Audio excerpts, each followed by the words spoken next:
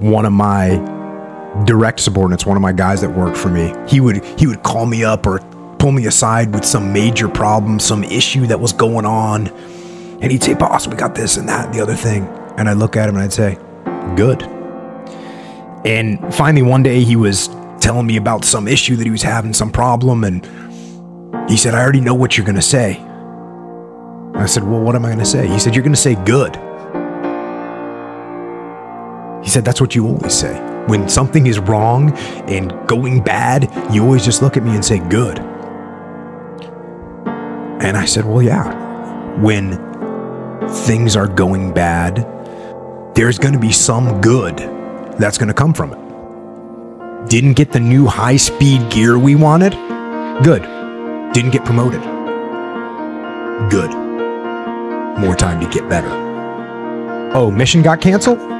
Good. We can focus on another one. Didn't get funded. Didn't get the job you wanted. Got injured. Sprained my ankle. Got tapped out? Good. Got beat? Good. You learn. Unexpected problems? Good. We have the opportunity to figure out a solution. That's it. When things are going bad, don't get all bummed out, don't get startled, don't get frustrated. If you can say the word good, guess what? It means you're still alive. It means you're still breathing. And if you're still breathing, well then hell, you still got some fight left in you. So get up, dust off, reload, recalibrate, re-engage, and go out on the attack.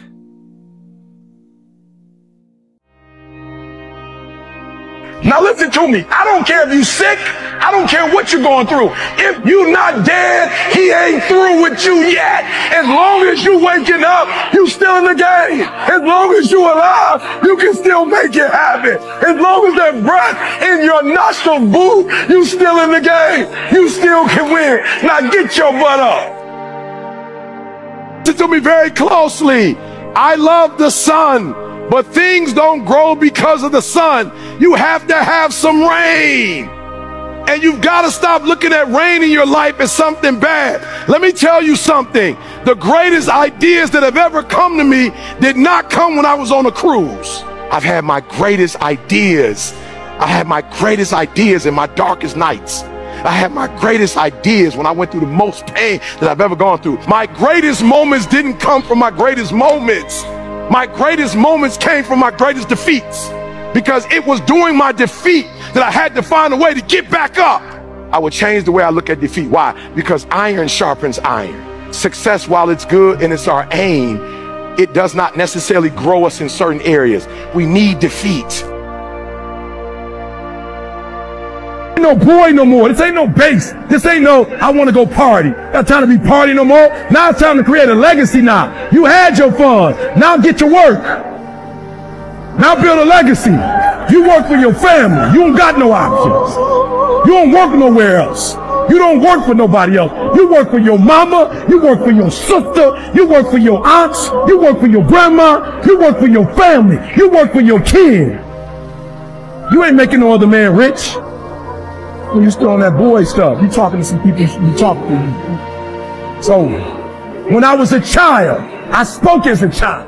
I understood as a child. I behaved like a child. But when I became a man, I put away childish things. Cut it off. Cut it off. You lay hold of it. And when that thing tells you to quit, you look at it in his eye and say, I ain't going nowhere. I will break you before you break me. You will not defeat me. You will not destroy me. Some of you are so ignorant. You've been through so much hell. You gonna quit now?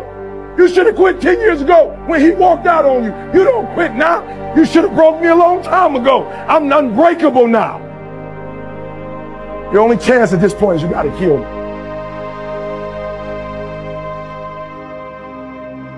Be careful how you handle other people in the moment of their suffering and look in a condescending way at them because what I'm suffering today, oh, you don't hear what I'm saying. What I'm suffering today, you can be suffering tomorrow. It's my daughter today, but it'll be yours tomorrow. Be careful how you handle my boy because you got a son coming up. And suffering will come to your house. And the real test is, I don't need to be tested in my moment of celebration. I need to be tested in the moment of my suffering. How committed am I when the crowd is gone? Power belongs to God. And if God decides to bless you, no devil, no witch, no hex, no spell, no mistake, no failure, no sin, no shortcoming, nothing can stop God if God gets ready to bless you. If you survived yesterday, you can survive today. And if you survive today, you can make it to tomorrow. Hell is lying. Jezebel is a liar. The doctor is a liar. The disease is a liar. Tomorrow belongs to God. You ever told God, I didn't sign up for this? I didn't ask for this stuff that's happening in my life right now. You didn't tell me I was going to get in school, my parents were going to get a divorce. I didn't sign up for this. You didn't tell me my husband was going to cheat on me. I didn't sign up for this. You didn't tell me my baby was going to be born deformed. What do you do when things aren't turning out the way you had in mind? I'll tell you what you do. Keep it moving. Some of the release of the power of God can only be released if you, I know you're scared, but keep it moving. I know the enemy is playing your triggers, but keep it moving. I know you don't know the outcome of this situation, but keep it moving.